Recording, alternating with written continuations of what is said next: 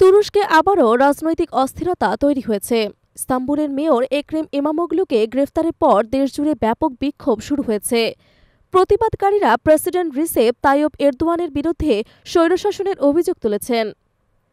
আন্তর্জাতিক মহলও এরদোয়ানের সরকারের কঠোর সমালোচনা করছে। গত সপ্তাহে ইস্তাম্বুলের মেয়র একরেম ইমামোগলুকে গ্রেফতার করা হয়। তিনি দীর্ঘদিন ধরে এরদোয়ানের প্রধান রাজনৈতিক প্রতিপক্ষ হিসেবে পরিচিত ছিল। তার গ্রেপ্তারের পর হাজার হাজার মানুষ রাস্তায় নেমে আসে। প্রতিবাদকারীরা বলছেন, এরদোয়ান বিরোধীদের দমন করতে এই ব্যবস্থা নিয়েছেন। ইউরোপীয় ইউনিয়ন তুরস্কে গণতান্ত্রিক মূল্যবোধ বজায় রাখার আহ্বান জানিয়েছে।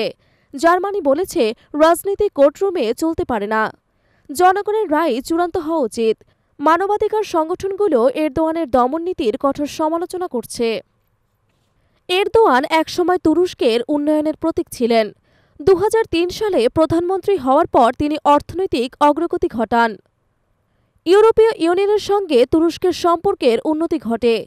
প্রধানমন্ত্রী থাকার সময় তুরস্কের অর্থনীতি ও অবকাঠামো উন্নয়ন হয়েছে।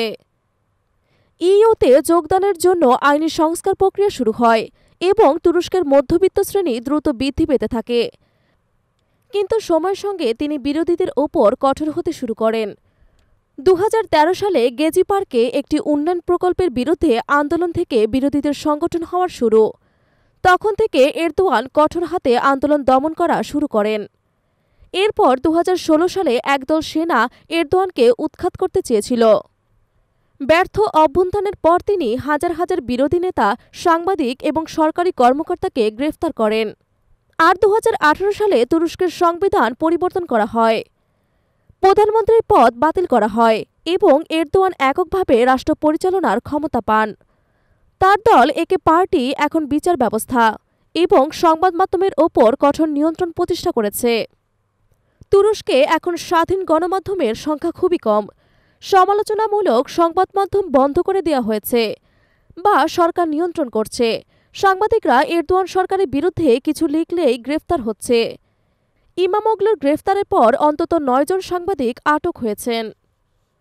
এদিকে ইস্তাম্বুলের মেয়র গ্রেফতারের ঘটনায় জনগণের ক্ষোভ বাড়ছে। বিশ্লেষকরা বলছেন, এরদোয়ান তার পুরো প্রশাসনকে ব্যবহার করে বিরোধীদের দমন করছেন। তবে জনগণের ক্ষোভ তাকে চ্যালেঞ্জের মুখে ফেলতে পারে।